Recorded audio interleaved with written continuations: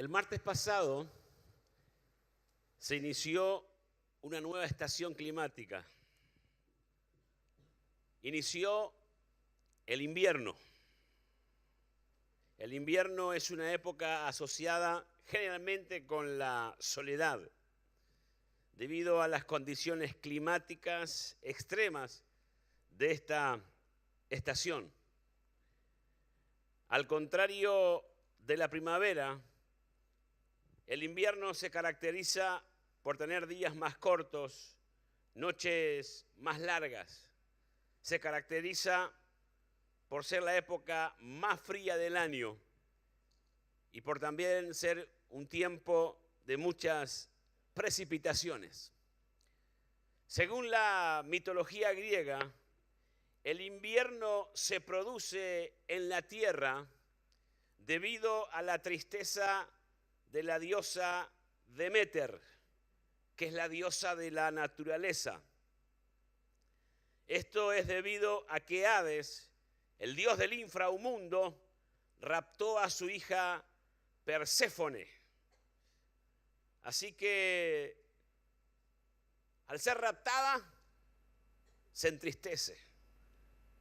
Después de hacer un trato con Zeus, el gran dios de la mitología, dice que Hades devuelve a Perséfone con su madre cada 6 meses. Así que mientras no está con su madre, hay una ausencia muy grande en su vida y es el tiempo del invierno, de la tristeza, de las bajas temperaturas, de la ausencia de vida, de flora, efectos negativos del invierno. Esto es lo que dice la mitología griega, no lo dice la Biblia. Pero el invierno es la época donde las noches son mucho más largas. El invierno está muchas veces conectado a ciertas culturas que tienen tradiciones asociadas con la oscuridad. Hablando en otro sentido, muchas veces nosotros en nuestras vidas pasamos inviernos, pero inviernos de corte espiritual. Inviernos quizás en nuestra familia, inviernos tal vez financieros, inviernos en el tema de la salud. Por muchos años, nosotros que somos seguidores del Señor Jesucristo, creemos conocerlo todo. Sabemos de los milagros de Jesús, sabemos de las bendiciones, conocemos las respuestas, pero muchas veces nos damos cuenta que lo que tenemos es información nada más. Con el tiempo nos damos cuenta que nos falta mucho por conocer a Cristo. Pasa el tiempo y nos damos cuenta que no conocemos suficientemente a nuestro Señor. Por eso el apóstol San Pablo decía algo. Él dice, yo tengo motivos para confiar en los esfuerzos humanos. Yo fui circuncidado al 8º día del pueblo de Israel, de la tribu de Benjamín, hebreo de hebreos, hebreo de pura cepa. En cuanto a la interpretación de la ley, fariseo, perseguidor de la iglesia. Pero dice, por él lo he perdido todo a fin de ganar a Cristo y encontrarme unido a él. Lo he perdido todo, dice, a fin de conocer a Cristo y experimentar el poder que se manifestó en su resurrección. Este era el deseo máximo que tenía el apóstol, era conocer a Cristo. Tenía todo lo que humanamente cualquier ser humano podría tener o quisiera o quería tener. Tenía educación, tenía influencia, venía de una familia importante, pero él dice, todo eso para mí no me sirve, eso es basura. El deseo que tengo es día a día conocer a Cristo, experimentar el poder de Él. Día a día, hermanos, redescubrimos a nuestro Señor, tan hombre, pero también tan divino, tan fuerte, sin embargo, tan majestuoso, tan importante, pero a la vez tan accesible. Porque muchas veces el Señor Jesucristo no entra en nuestros moldes, no calza tal vez en nuestra religión, no se amolda a nuestra cultura, no se detiene con respecto a nuestros pensamientos. Jesús de Nazaret hace cosas, dice cosas que rompen todo lo que tú creías que Él diría o Él haría. Jesús, por ejemplo, habla con las prostitutas, deja que una de ellas le toque, le enjugue sus pies. Jesús toca a un leproso. Jesús comisiona a una mujer que ha tenido 6 maridos y le dice que vaya a predicar el evangelio a su ciudad. Y algunos dirían, esta mujer no tiene muy buen testimonio. ¿Cómo una mujer que ha tenido 6 maridos va a ser portavoz de las buenas nuevas? Y Jesús le da las credenciales y le dice, anda a tu ciudad y predica el evangelio. Jesús ve a un ciego y escupe saliva en el piso. Y de eso ahí hace una pasta y se lo pone en los ojos del ciego. Jesús hace cosas raras. Jesús hace cosas extrañas. Jesús hace cosas que nos sorprenden. Pero nosotros tenemos nuestro esquema, mi familia. Nosotros que somos los más santos. Nosotros. Y el Señor hace cosas siempre diferentes. Lo que queremos hacer siempre lo mismo somos nosotros. Lo que pensamos que el Señor siempre va a obrar de la misma manera somos nosotros. Si Jesús hubiera sanado a otros ciegos haciendo lo mismo, salivando en el piso, hoy tendríamos escuelas de cómo salivar para sanar ciegos. ¿Tomaríamos cosas de esas para hacer eso? Pero Jesús fue variado. Rompió los moldes. La gente no entendía muchas veces por qué el Señor actuaba de esa manera. Y en un invierno, según los estudiosos bíblicos, el pasaje que vamos a leer se produjo en la época del invierno. Una mujer que está pasando un invierno. Está allí en Lucas, capítulo número 7, versículo número 11.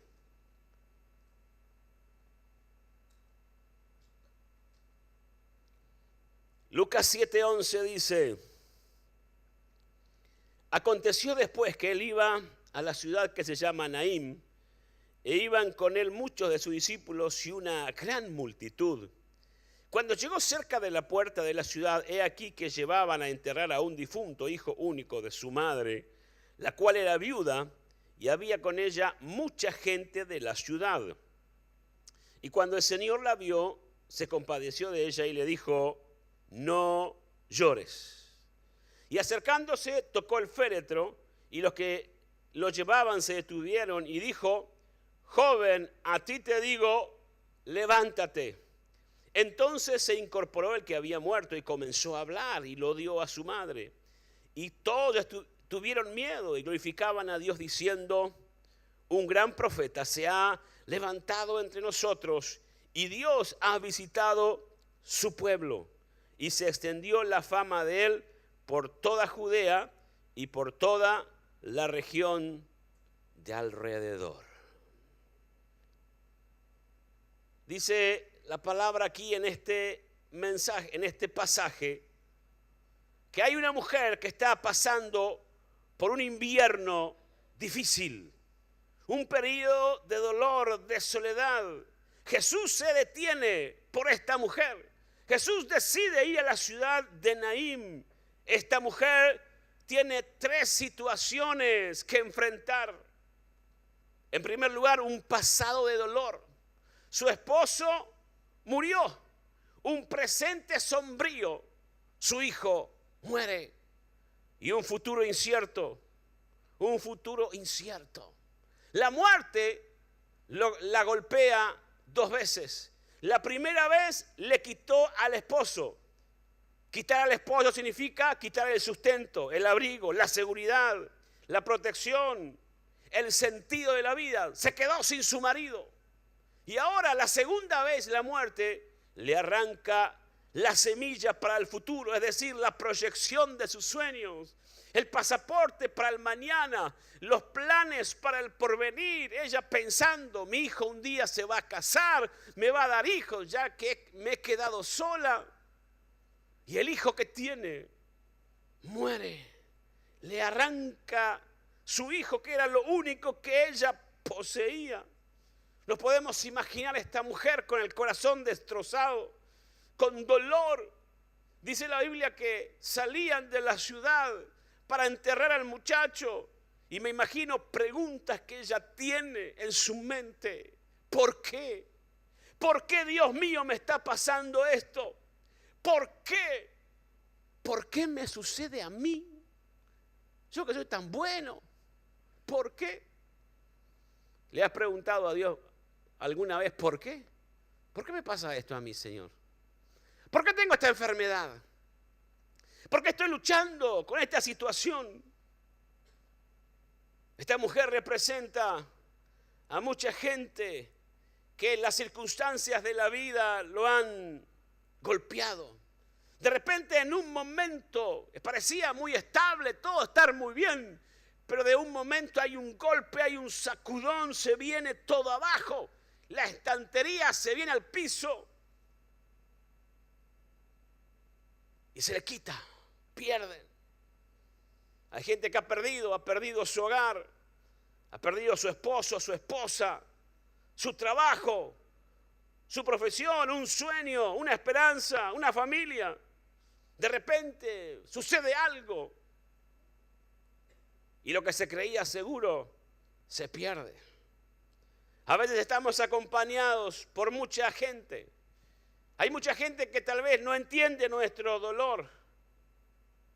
Hay gente que cuando uno está pasando por un invierno siente lástima de nosotros. Algunos mueven la cabeza así diciendo, pobrecito lo que está pasando. Algunos hacen comentarios inadecuados. Yo no sé si has tenido alguna vez algún comentario de alguien que opina sobre tu situación que no tiene la más mínima idea. Y habla porque tiene boca nada más. Y uno dice, ¿por qué no te callás? ¿Por qué?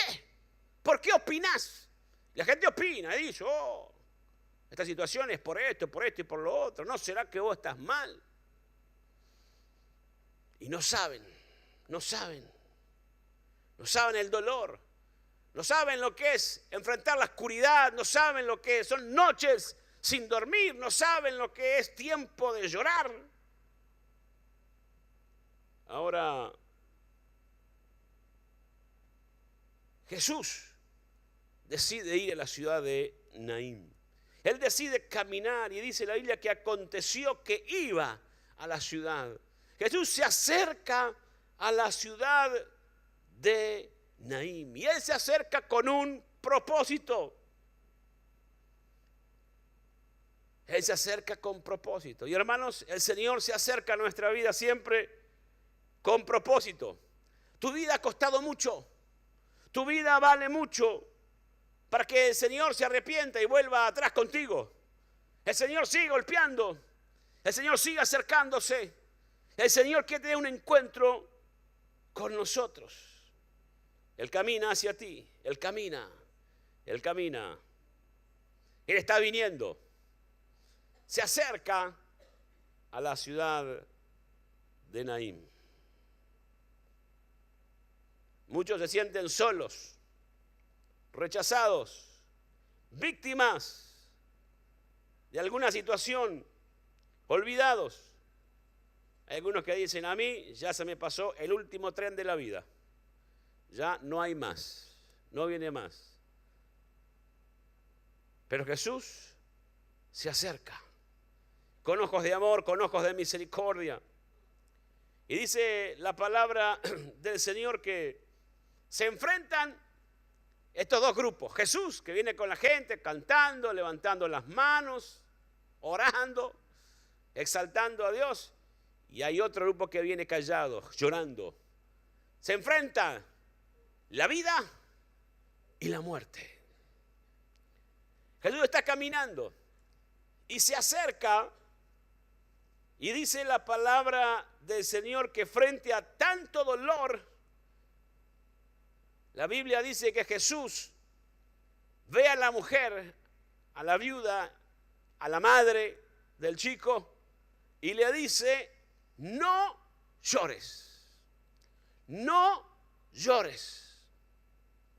Parece una frase tonta. ¿Cómo se le va a decir a una madre que está en una situación tan difícil, atravesando un momento de tanto dolor, decirle: no llores, no llores? Generalmente uno dice: llorá bastante porque llorar te hace bien. Llorá bastante porque cuando llorás te desahogás. Llorá porque llorar es terapéutico. Hay que llorar y sacarse todo. Y Jesús viene y dice: no llores. No llores. Es que en ese momento el Señor iba a hacer algo importante. Él iba a hacer algo poderoso. Y el Señor también se acerca a tu vida en esta tarde y te dice: no llores. No llores porque Él va a resucitar sueños muertos. No llores porque Él va a soltar sobre ti bendiciones. No llores porque el Señor tiene una palabra. No llores porque la palabra de Dios es poder, es potencia. Jesús se paró frente a la hija de Jairo y habló la palabra y le levantó. Jesús se paró frente a la tumba de Lázaro, habló la palabra y se produjo un milagro. Jesús ahora está frente a la muerte, frente al féretro, frente a la mujer. Lo que dice es: no llores. Pero no queda ahí. Dice la Biblia que Jesús manda detener a todos y dice que acercándose tocó el féretro. Los que lo llevaban se detuvieron y dijo: joven, a ti te digo, levántate, levántate. Quizás alguno perdió su hogar o perdió una sanidad o perdió un trabajo, perdió un sueño. El Señor en esta noche nos dice: levántate, levántate, levántate, no llores, no llores, levántate. Creo que nosotros, como este joven, debemos incorporarnos. Dice la Biblia que lo tocó, el joven se incorporó y dice la Biblia y comenzó a hablar y lo dio a su madre. Interesante que se reincorpora el muerto y comienza a hablar. Hablar es señal de vida. Habla, habla. El joven comenzó. El Señor tiene algo mejor. Algo mejor. Quizás tu pasado no fue lo más atractivo que tuviste en la vida. El presente tal vez es duro, pero Dios tiene planes extraordinarios. Porque la Biblia dice que los planes de Dios son buenos, son agradables. Dios tiene planes, dice Jeremías, de bien y no de mal. Dios tiene un futuro glorioso, un futuro glorioso. El deseo de Dios es que no vivamos toda la vida en un invierno. Yo entiendo que hay momentos en la vida en los cuales uno pasa estas situaciones. Hay momentos en la vida donde todo se pone muy oscuro, donde hay momentos en los cuales uno llora mucho, donde la soledad golpea y el frío es fuerte. Pero Dios quiere traer una nueva primavera, un verano en estos días. Dice que lo dio a su madre. Lo dio a su madre. No llores más por tu invierno. No llores más por tu realidad. Solamente entiende que Jesús viene y se acerca. Dice que Jesús declaró cierta vez: yo soy la resurrección y la vida. Y aquel que aunque esté muerto, vivirá. Vivirá. Porque Jesús es aquel capaz de levantar, de restaurar toda situación que uno cree que ya no hay reversa. Y dice la Biblia, se incorpora.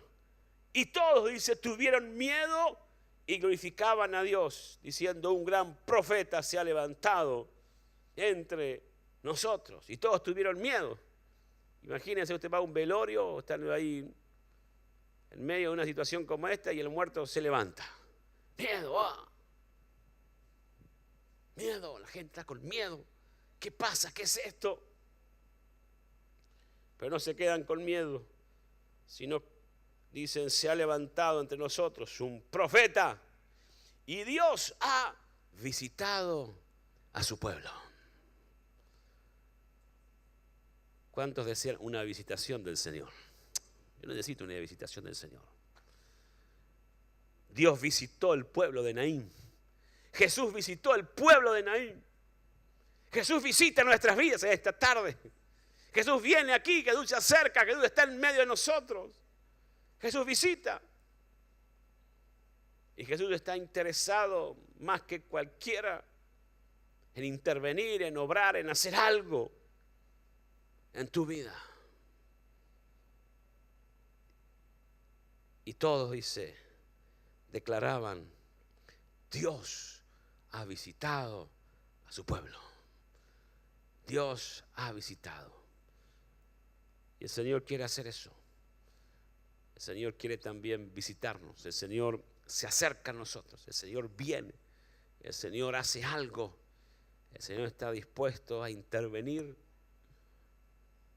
No pienses que Dios va a hacerlo de esta manera o de la otra. Dios tiene la manera que Él sabe mejor para tu vida.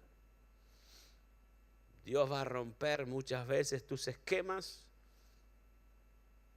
tus estructuras, porque Dios no se limita a una sola manera, pero que el deseo nuestro sea conocerle a Él, sea conocer el poder de la resurrección que opera en Jesús.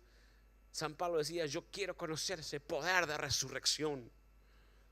Y en esta tarde también que sea nuestro deseo conocer el poder de la resurrección de Jesucristo en mi propia vida. El único deseo de San Pablo es conocer al Señor. Y quizás hay alguien en esta tarde que dice: yo necesito el poder de la resurrección. Que algo se levante, que algo que ha quedado en el tiempo, Dios pueda nuevamente resucitarlo, levantarlo en mi vida.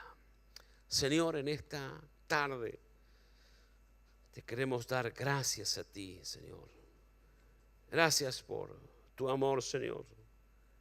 Gracias por tu grande misericordia. Gracias, Señor, porque hoy podemos redescubrirte una vez más.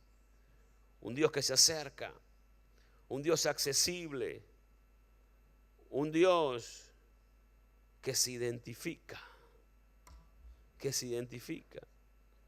un Dios que se compadece, ese Jesús que se compadeció de ella y le dijo: no llores. Aleluya. Aleluya. Señor, quizás hay personas que están en una época invernal, el invierno del dolor, el invierno de la soledad, el invierno que ha golpeado. Pero eterno Señor, en este momento sabemos que tú eres el Dios que tienes poder, aleluya, para obrar. Tú eres el Dios que tienes poder para obrar. Tú eres el Dios que te acercas y nos dices: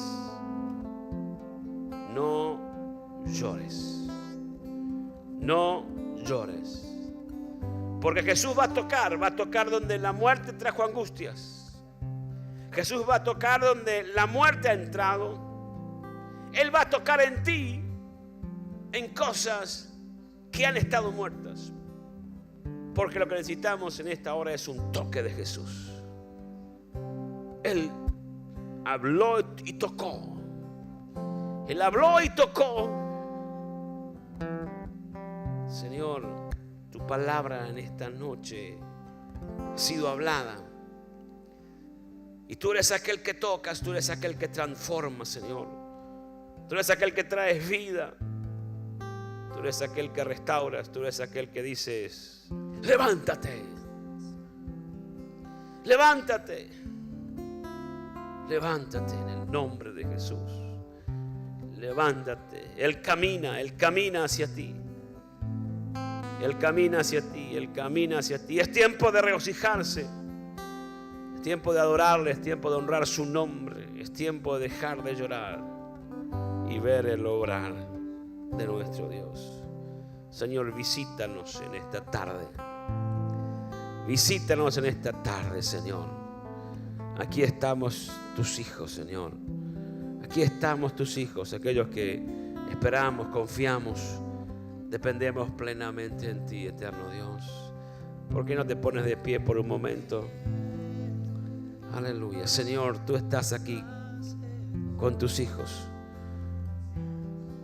Tú te acercas también como te acercas a la viuda, como te acercaste, Señor, al pueblo de Naín. Tú te acercas, Señor. Acércate a cada uno de tus hijos. Acércate a nosotros, Señor. Visítanos. Visítanos, Señor. Visítanos. Visítanos, Señor. Visítanos. Visítanos, Señor. Visítanos. Visítanos un momento más, eterno Dios. Te exaltamos a ti, eterno Padre. Te bendecimos. Te adoramos, eterno Dios, por tu gracia y por tu misericordia. Tal vez en esta tarde hay alguna persona que necesita oración. No queremos cerrar este servicio sin antes orar por las personas que están en necesidad, que quieren oración especial. Queremos orar. Si hay alguien que necesita oración, el altar está abierto, pueden ir aquí adelante. Vamos a orar, vamos a clamar a Dios. Si alguien necesita oración, puede acercarse mientras cantamos. Vamos a adorar a Dios. Vamos a exaltar.